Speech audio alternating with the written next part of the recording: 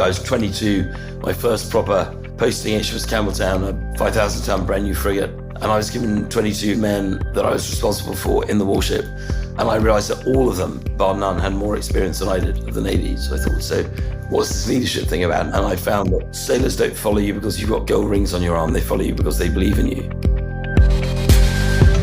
Welcome, everybody. This is Simon Gilbo with Inspired. It's great to be back for another week of inspiring testimony, story, stirring faith. We're bombarded by gruesome, depressing, horrible news. And the whole point of this, if you're new to us, is to stir your faith afresh and speak with people, mates of mine from different walks of life that have had incredible journeys in all sorts of different fields. And this week, I'm very excited to have with us Mike Carson. Welcome, Mike. Hello, Simon. Thank you. So good to have you. Mike's got a bit of a croaky voice because he's bouncing back from some man flu or other. Mike, in terms of us and our relationship, I think we go back for probably a couple of decades, but we only see each other maybe twice a decade. But I think last time we bumped into each other, you're a trustee of Philo, so I saw you at J. John's Evangelist Conference, I think it was about 3 years ago. That's right. We first met at Christchurch in Winchester, and you flirted, didn't you, with being a Glow trustee, and then we just concluded you were too busy changing the world to be able to fit us in, which I totally get. You're married to Claire. I'm really excited to hear about working at McKinsey, being a partner there, and then founding Abakin, and basically all about transformational leadership development, that sort of stuff. So we're going to get into all that. We've got loads to unpack in a short time. So take it away, Mike. Let's just go back to your childhood, and it was 15. Age 15 was a key year, wasn't it? Yeah. So just a real privilege to join you, mate. Yeah, 15 was a key year. I was born in Brussels, actually. It's a nice place to grow up. My father worked in a European context, and I lived there almost all my young life. I was an only child, and beautiful life with some challenges. But at 15, Jesus reached out to me. It was just extraordinary moment. What I remember, I can't remember what I was doing there. I think my mum asked me to go and get her something. It was a Sunday lunchtime, and I went up to my parents' bedroom to get something mum had asked me to get.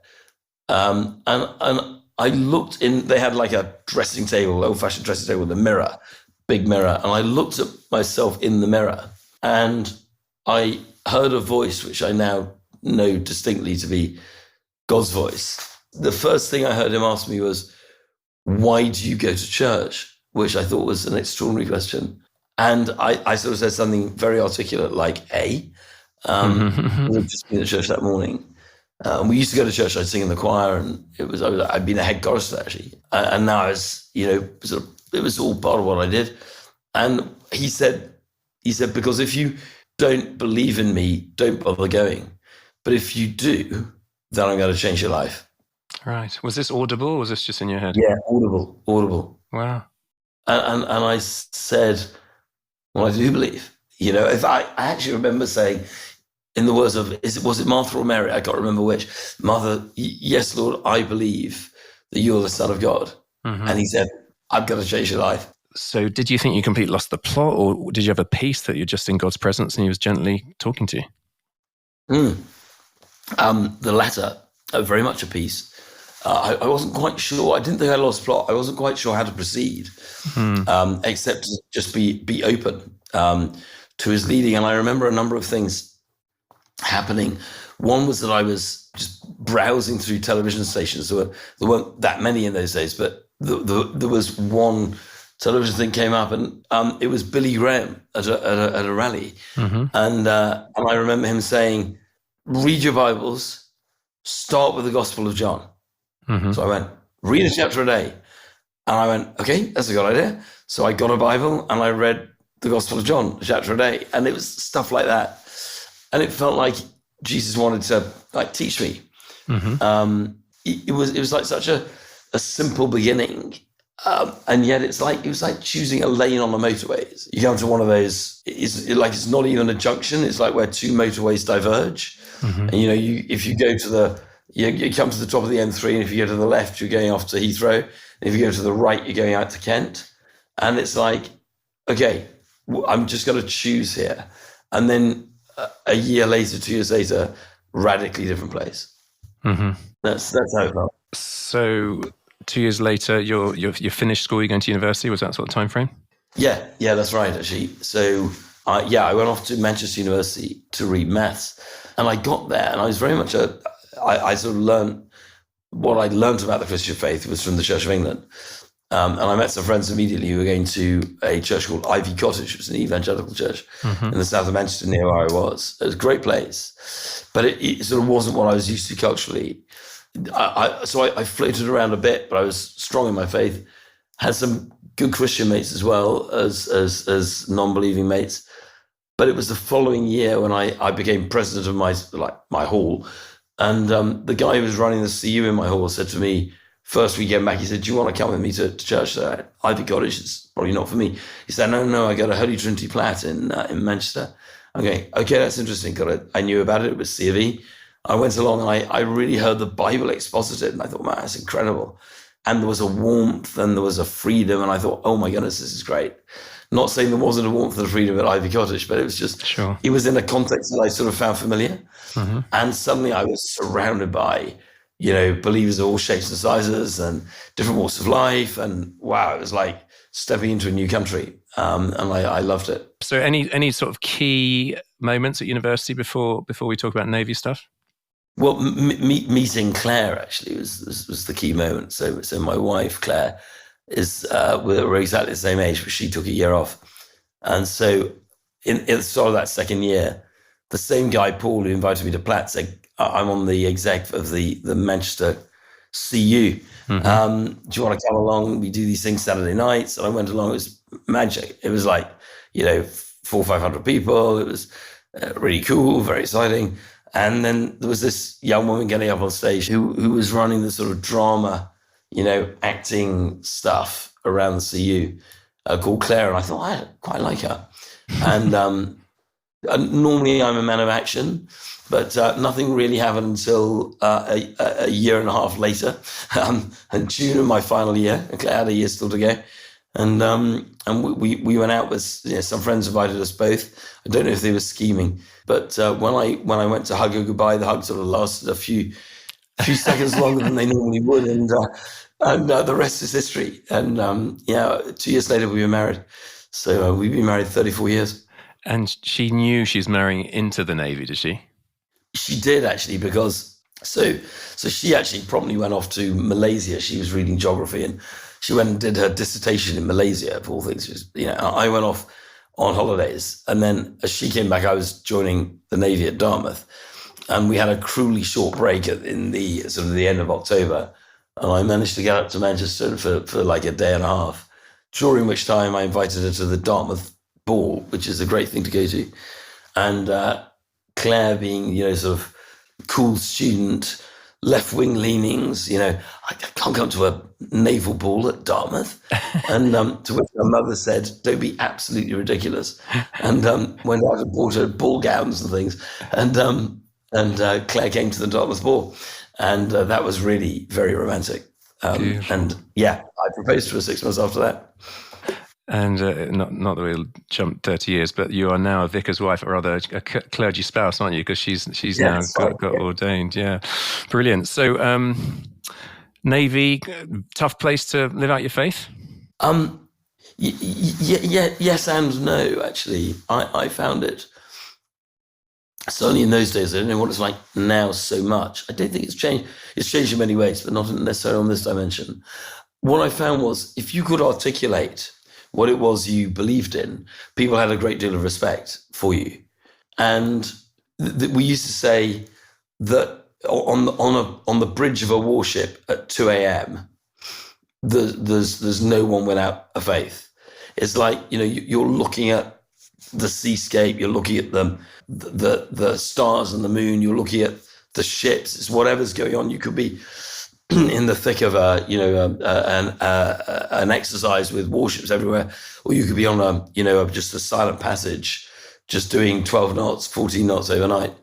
But there was always something about the stillness of the night, and conversations would happen, and people would start to ask each other questions of life. And I never found that my faith was anything other than welcomed, to be honest. So it was actually I found it a very good place to be a believer. Mm-hmm. And you're very driven and ambitious and gifted as a leader. You spent 12 years there. Were you like driven? I want to become, top dog. You end up deputy chief of staff, didn't you? Yeah. So yeah, that's very kind of you. But no, I think you're right. I was ambitious I am ambitious to put my gifts to the use. The greatest use I can find for them. It's like the 10 talents versus the 1 talent or whatever. Mm-hmm. I wasn't always a great leader. I learned a lot of that from the Navy. I remember I was 22, my first proper posting HMS Campbelltown, a 5,000 ton brand new frigate, 1989. And I was given 22, it was men in those days, men and women now, 22 men that I was responsible for in the warship. And I realized that all of them, bar none, had more experience than I did of the Navy. So I thought, what's this leadership thing about? And I ended up leading out of who I am. Mm-hmm. And I found that sailors don't follow you because you've got gold rings on your arm. They follow you because they believe in you. So that was a big learning. And yes, I rose over 12 years to become Deputy Chief of Staff for the seagoing Admiral. We used to call him Commander United Kingdom Task Group. The names have changed now, but we would go and position in theatre for a conflict or a crisis situation. We went out to the Gulf when Saddam had expelled the weapons inspectors, and we were part of the task force with the NATO task force with the Americans and other NATO allies, and that was pretty dramatic.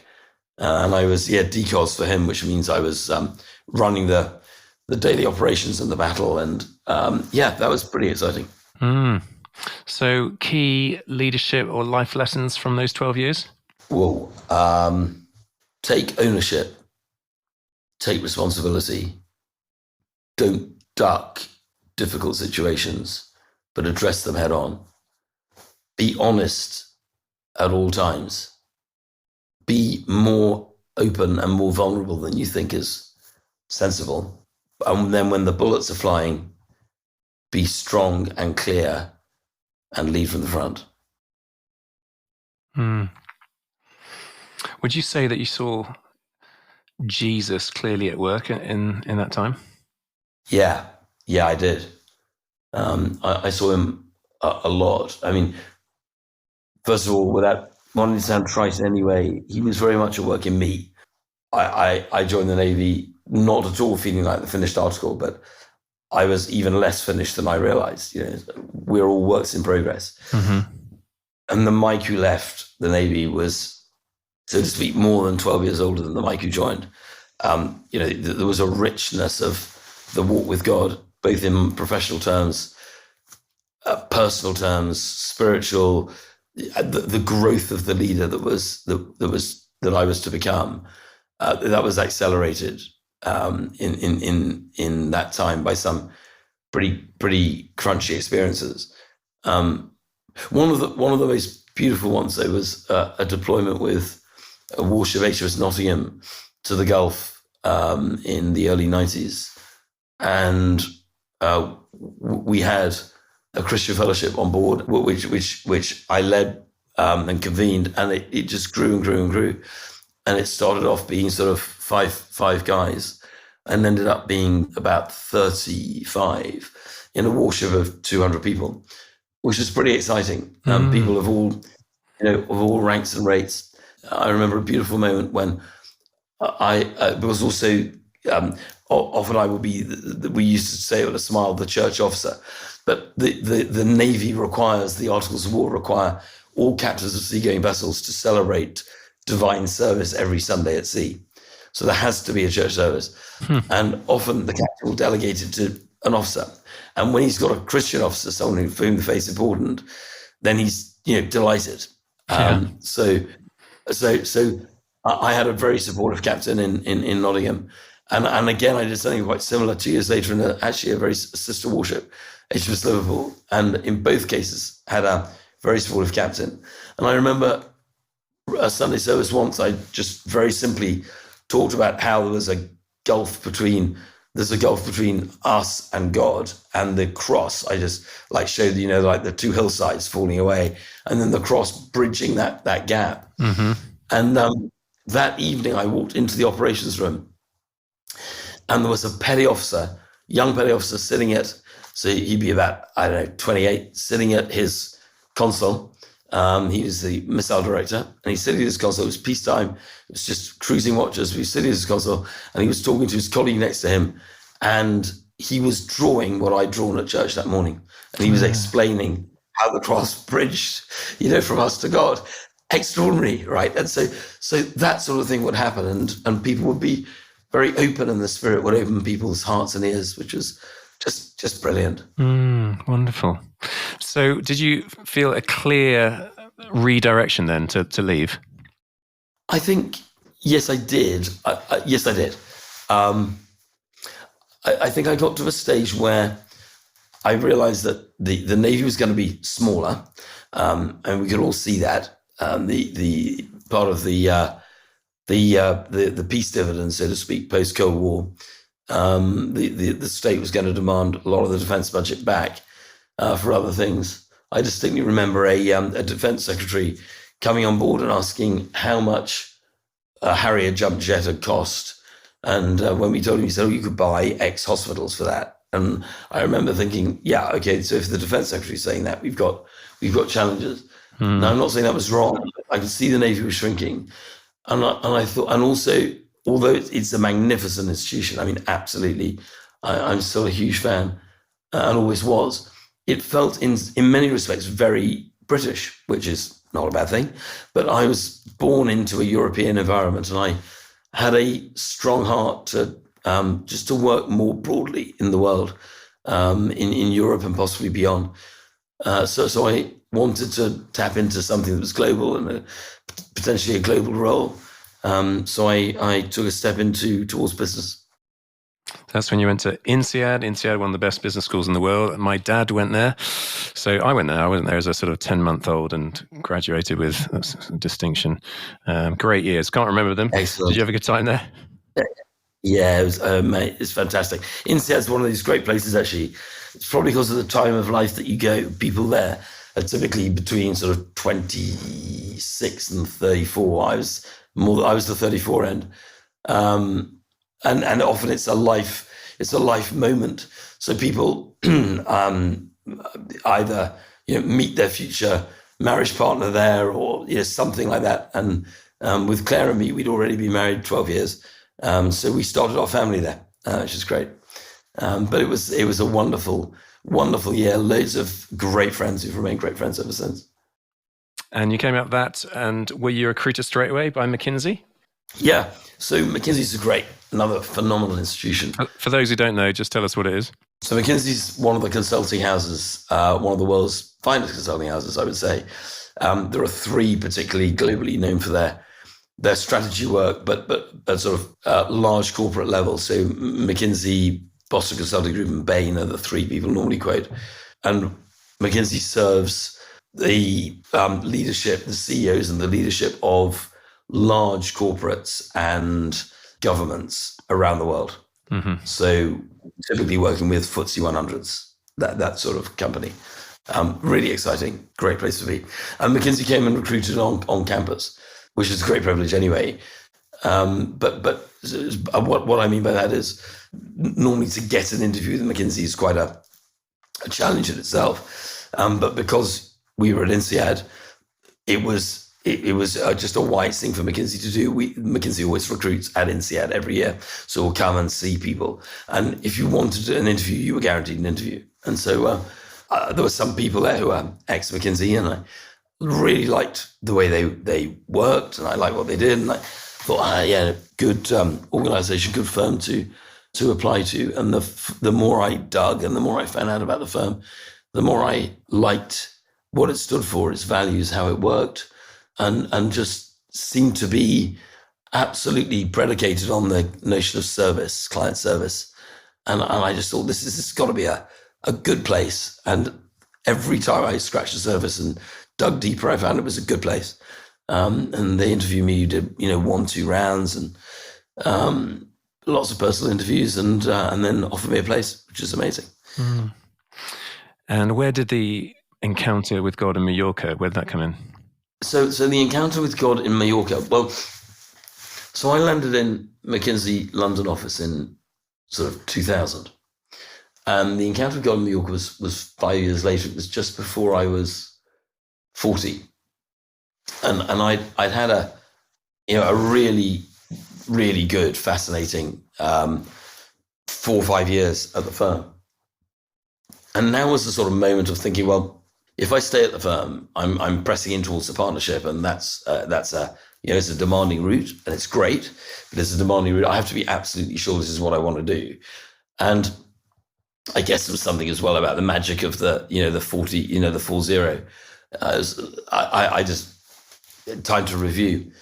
And I remember Claire and I, and we had 2 girls at the time, very, very little girls who I think they were 4 and 1 or something like that. And Claire just managed to get the 2 girls to sleep in our room. We were staying in this lovely hotel owned by a friend of mine in the north. It's a place called Porto Solia. I used to go there as a kid, actually. And I was just sitting on the balcony. I was reading daily Bible reading. I happened to be in the beginning of Joshua. And I was looking out to sea. It was nighttime by then, and all the lights at the port were on, and just the boats in the harbour, and it's a beautiful sight, just some music playing.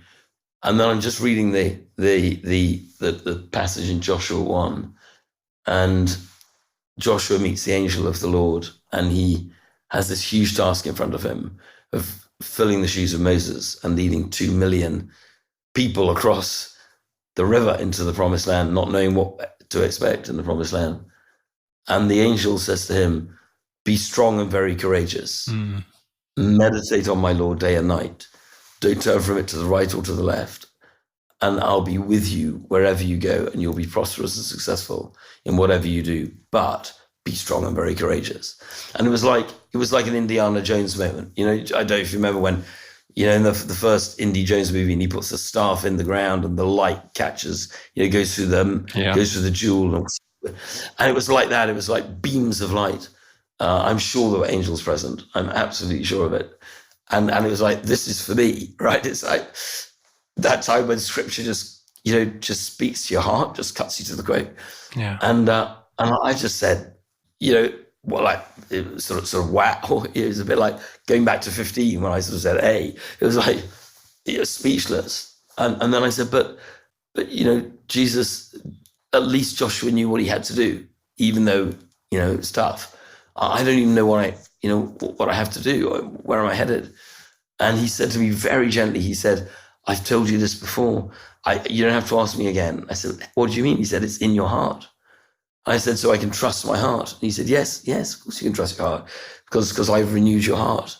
And this was an extraordinary moment, because I'd always until that moment kind of thought of my heart as being somehow wrong or sinful, almost like, hey, if I do that thing that I like, that must be a bit naughty. It's like, I don't know where I got all this from, but it was like something that was with me, and I find it's with a lot of people.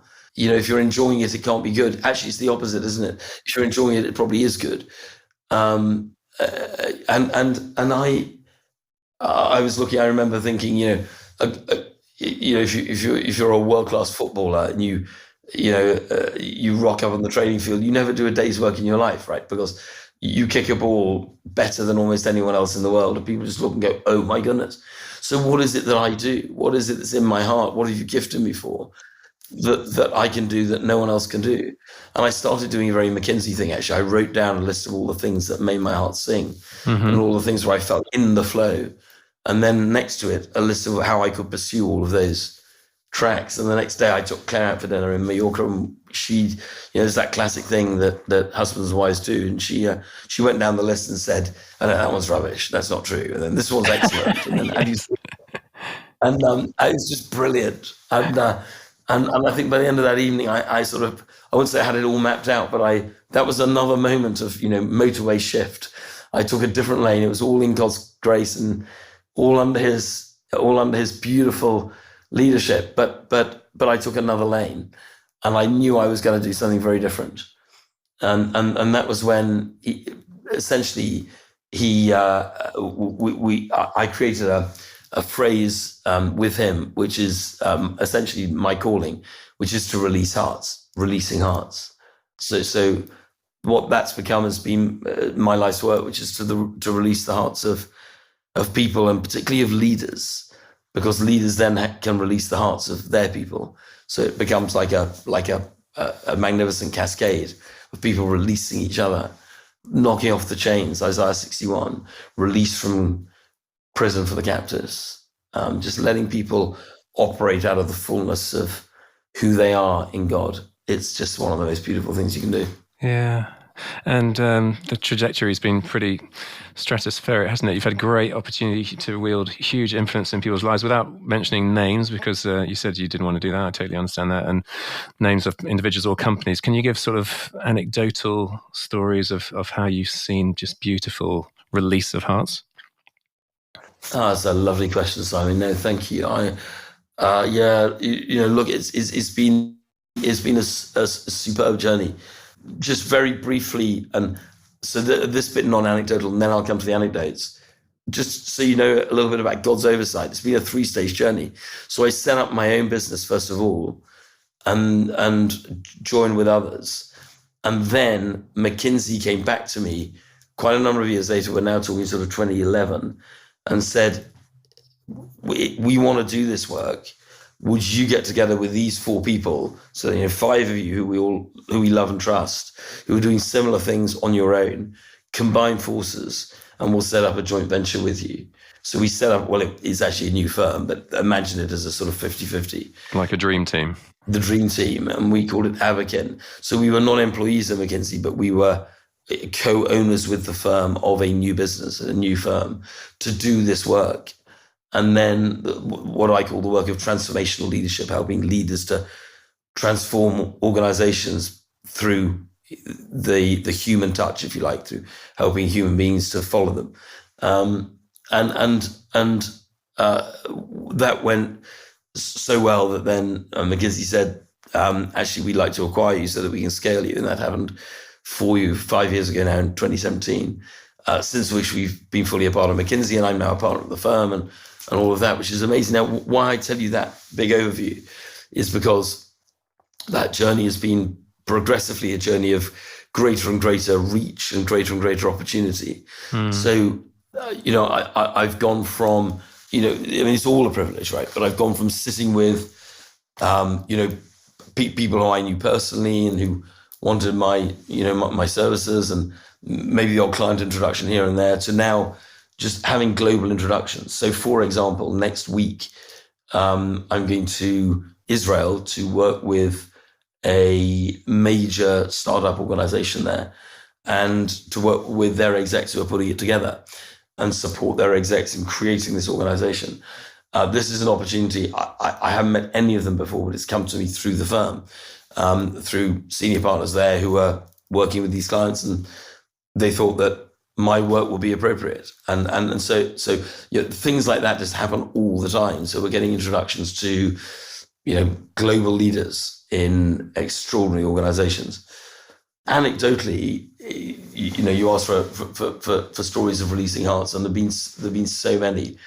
I remember, I've had so many cases where, honestly, I would meet marriage partners, husbands and wives of execs, who would literally come to me and say, my wife's life has changed since working with you and your people, and thank you for giving me my husband back. Just enabling people to get to more of a balance, and a flourishing balance. It's not just about less time for work, more time for home. It's about, how do I become this leader with an identity that is as at ease at work as I am at home. I bring the same to both. I bring all of myself to all of my interactions, and the one fuels the other. And it's brilliant. And we go, how do you work beyond places of fear? How do you work beyond places of anxiety? How do you work beyond the inner voice that is telling you you're useless, and all of those things that we do with people. And very mature, very, very strong leaders who just find that it's almost like their minds just open and their hearts just open. It's really extraordinary. I work with one group exco of a magnificent insurance firm, and we did a piece on having tough conversations. We call them courageous conversations. It's about one-on-one relationships, and if there's something getting in the way of me and you, right? So, to work well together, we may even have been good friends, whatever it is, but it's not like that anymore. Why not? Rather than just letting this drift or letting frustration settle in or resentment, we're going to name it and deal with it. And how you do that. I remember doing this and with a group, this group exco would have been about 16 people, and people went off in pairs and had these conversations. And the chief exec went off with essentially the number two in the organization. And these two, both great men, and of different cultures, actually, both great men. And they went off for a conversation, and they came back about an hour and a half later. And we were all sharing a bit about, how those conversations had gone. And I remember the looks on their faces, and the number two, he said, we should have had that conversation 3 years ago. And they hugged one another publicly, and you could just see the joy in the room. Yeah. It was like, that needed to happen. And and the dinner that evening, which was actually a beautiful dinner where people shared stories of transformation in their lives. Oh my goodness. I mean, that sequencing of, first of all, people's hearts open because they saw the top two, not burying the hatchet, but opening, exploring, being real with one another, forgiving one another, reconnecting. The sense in the room of, whether people could articulate it or not, of this is now going to be a very different place. Yeah. Then we sit down for this beautiful dinner, but 20 of us around the table, each person sharing a story so personal to them. One man shared a story about how his son had an addiction now to alcohol, which was so ghastly for him, and he'd watched his beautiful son go downhill, and how could I bring him back? And people were sharing at a level they never shared at before, and the sense that we now had 20 human beings in the room, human leaders. Yeah, it was just palpable. So that's the sort of work. No, it's wonderful. And I'm guessing you're imparting kingdom values without being explicit in mentioning Jesus on some levels, or Jesus comes in later in the more intimate one-on-ones, or what? Yes, I mean, that's exactly right, Simon. A lot of people recognize kingdom values without knowing that they're kingdom values. Yeah. And this cuts both ways. I mean, the church in bless us, over the generations, in some respects, we've been our own worst enemy, right? By creating a language that's different from, or doesn't keep pace with the outer world or whatever, or by saying, no, everything else is wrong and only we're right, and giving that impression. And the enemy gets in through creating a religious spirit, and that's nothing like the kingdom, but people think it is. And there's all of that stuff going on. So people come with preconceived ideas of Christianity or rather of religion, as they tend to call it. But if you're living out kingdom values and teaching kingdom values, people go, oh, yeah, I get that. Oh, absolutely. And then Jesus naturally comes in, and sometimes, I'll speak the name Jesus with any others. And I'm quite open that he is at the heart of who I am, and that my faith is in him. And I'll have those in intimate conversations. Sometimes I mentioned the dinner where we're sharing stories. Sometimes I'll share a story that's about Jesus. In fact, that night that I was referring to, 3 people, not me, 3 of the client exco shared stories of Jesus. So 3 were believers already. And he's so important to them that he just came out. And on every occasion, it was really well received, beautifully received. I've never seen anyone say, what a load of rubbish. Never, ever, ever. If it's about yourself personally. That's perfectly fine. What I can't do, of course, and never would, is hijack the opportunity of a workshop to say, right, I'm going to do some Bible teaching. That will be inappropriate. But to quote from the Bible alongside other great wisdom, and to show the power and the worth of that scripture, that's perfectly fine. And I would accord it to Paul of Tarsus or Jesus of Nazareth or whoever it was who said it. Yeah. Hi folks, this podcast comes out under the auspices of Great Lakes Outreach, and over the next few weeks, over the Easter season, we're doing an appeal for a fantastic project. We are building a pastor's retirement village in Karuzi in Burundi. Basically, they are often these pastors left on the scrap heap of life, having given their everything for decades. There's no social security, there's no pension system in Burundi. And unless their family take care of them, they can end up absolutely destitute, hungry, and even regretting that they gave their life to ministry. That is so wrong. And so we're looking at buying 17.5 hectares of land, which means that the whole project will be self-sustaining. For £25 or $30, you could buy 100 square meters. And that is a gift that will keep on giving for decades to come, as every harvest season, fresh crops will be grown and provide for these precious people that gave their whole lives to ministry. It's a brilliant project. I'd love you to be a part of it. Just £25 or $30 for 100 square meters or more. Go to greatlakesoutreach.org/pastors. That's greatlakesoutreach.org/pastors, so that we can honor those who honored him. I was young and now I'm old, yet I've never seen the righteous forsaken or with their children begging bread. That's what we want to be contributing to. Great idea, brilliant vision. It's going to happen. Do you want to be a part of it? Please do. All right, let's get back to the podcast. I really wanted you on for a number of reasons. I knew you'd be good value, but it's like, often businessmen, going into that side of work, it's considered a dirty game, and you'd have to compromise your values. And there's lots of darkness. And actually, of course, that can be the case, but the whole point is we need people like you in there acting as redemptive agents, isn't it? Well, do you know, spot on, Simon. I think it's true of all walks of life that there's a dark side, and we need redemptive agents everywhere. So I think it applies universally.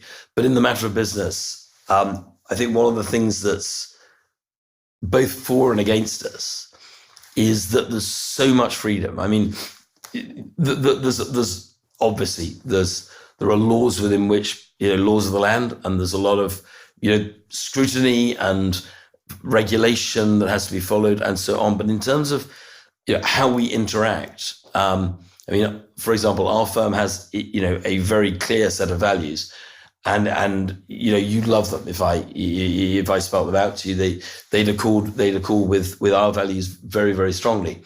But within that, I have a lot of freedom of choice. Who I choose to work with, who I bring onto my teams, how I interact with my clients. Do I do one-on-one dinners? Do I do team dinners? Do we go somewhere together? Do I come and observe them at work? How do I debrief? All of those things, right? There's all sorts of ways of working and different things. And there's a freedom within, and my clients can say, they have executive authority. They can say, we want to work with you. And they sign the contract. Yeah. Which is, it can be a lot harder when, and many of my colleagues do work with public sector clients, is harder because the scrutiny is enormous. Whereas there's more freedom in the private sector. And I find that freedom is a beautiful place to play. Now, with freedom comes responsibility. So there is darkness in business. Of course there is. And so we want to bring the light. Most of the people I work with are people of the light quite naturally, but then they're tending not to let their light shine. They don't realize the value of the light they hold. And I think that's the release I often, and my colleagues often bring, is the chained up heart is saying, I don't think I'm really good enough, or no matter what I do, I'll make little difference, or I'll be just like, the pebble in the pond, the ripples, and then they're gone. What can I do? I only have this much reach. My hands are tied. that sort of stuff. Actually, when we liberate the heart, when we get rid of that self-imposed or enemy-imposed restriction, then actually the light that people bear is often dazzling and beautiful. And that's the light of Christ. Yeah. Hey, listen, this might seem like quite a jarring sort of departure in terms of question, but time's running out, and you gave me permission to talk about it because I see you and people listening like this world-traveling, high-influence wielding person, hobnobbing with very sharp people, power brokers of the world, and yet, just in terms of being very real and vulnerable, can you share about? You talked about being abused as a child and how the Lord's brought healing there. No, Simon, thank you for going there, because I mean I think, I've never really spoken about it in this way, as in, yes, here I am, 57, doing this work, still doing this work, loving it, top of my game in so many ways. Where did I come from? And actually, there's a great redemptive story in that, and a great healing story, because I didn't have a bad childhood. I mean, many children are brought up in often devastating circumstances. You're very familiar with this, with all your wonderful work in Burundi. And they could be physically devastating, emotionally devastating. But what happened to me was just that a friend of my parents, who on the face of it seemed to be, a good guy, was a qualified medical doctor, although he wasn't practicing. He was doing something in pharmacology, I think. And he sort of befriended the family, and he used to fly. He had a private pilot's license. I was sort of 13. He offered to take me flying. Wow, amazing. But actually, it ended up in a sexually abusive situation. And it was, because I was 13, it's awful whenever it happens. But the trouble with being that sort of age was that for many years, I carried a guilt about that, and felt that it was, I'd invited it somehow. It was my fault. And I was somehow, cooperating. And actually it was, although I'd given it to Christ, and I'd been open about it, I'd told my parents and all of that, and moved away. It wasn't actually until I was about 25, 26, I'd already been married to Claire for 3-4 years, and I thought I was fully healed.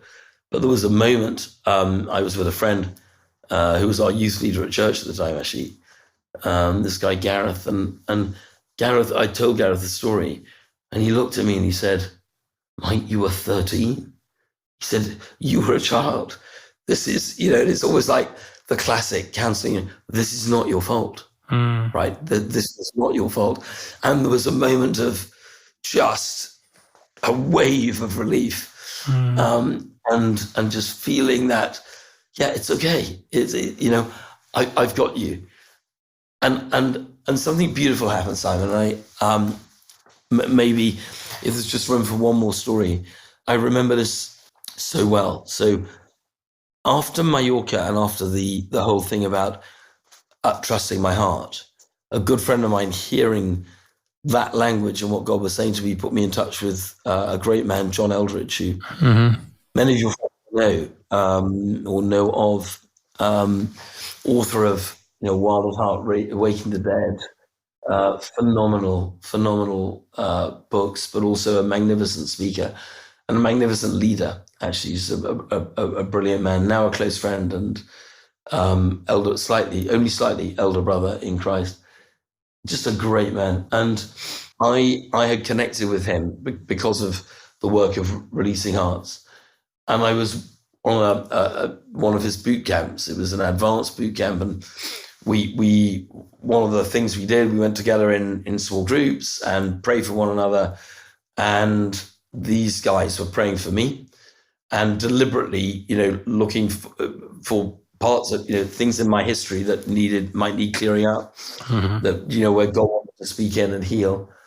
And he took me in that situation back to the garden of my parents' home, my home, when I was 15. So this would be at the same time as, in just in chronological terms, the time that the Lord called me when I was looking in the mirror. So the same age, 15. And I was at the back of my parents' house in the garden kicking a football, which is something I often did. And Jesus met me there. I actually saw Jesus meet Michael, meet the 15-year-old. And he said to me, come with me. And he took me to the throne room of heaven. And I put my head on the lap of the Father. And the Father said, from this day, I father you myself. That's beautiful. Yeah. So I know that happened. And by the way, that's not a comment on my earthly father, but it was a stepping in. It was, I'm gonna take you personally under my wing. I will be father to you. And just extraordinary. So it's almost like the moment of calling and the deep moment of healing happen simultaneously.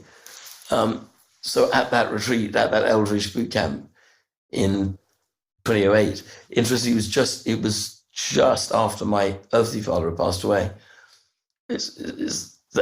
God chose that moment to reveal how he'd actually been fathering me ever since. Beautiful. Oh, Mike, listen, I thank you for being vulnerable and sharing that. And, that might open up stuff in the people listening. And I mean, could they be in touch with you at all? Yeah, you bet. You bet. Okay, we'll put your details in the below. Is there anything before we close that you want to sort of plug at all? Any last words either? Thank you. Nothing to plug. I just ask for prayer around, opportunities with extraordinary leaders, where these people have, huge responsibilities for large numbers of people, and often a deep sense of responsibility for large numbers of people and their families and livelihoods. And these leaders take these things very seriously, which is as they should. And if I can, and my colleagues at Ava can be of any, service to them, and my colleagues at McKinsey, this is great. This is kingdom.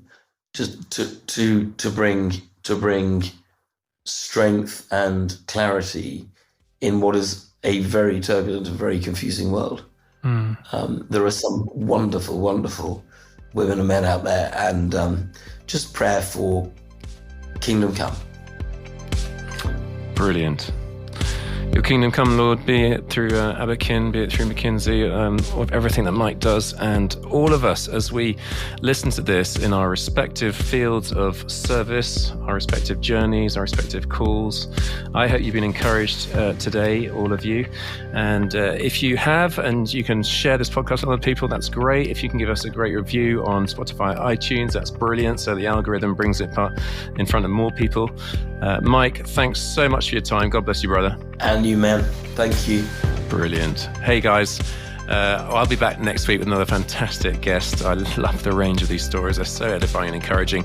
I want to thank Adam and Thomas Steer for the mixing and Mike Sandyman for the editing. In the meantime, have a great week. God bless you, and toodaloo.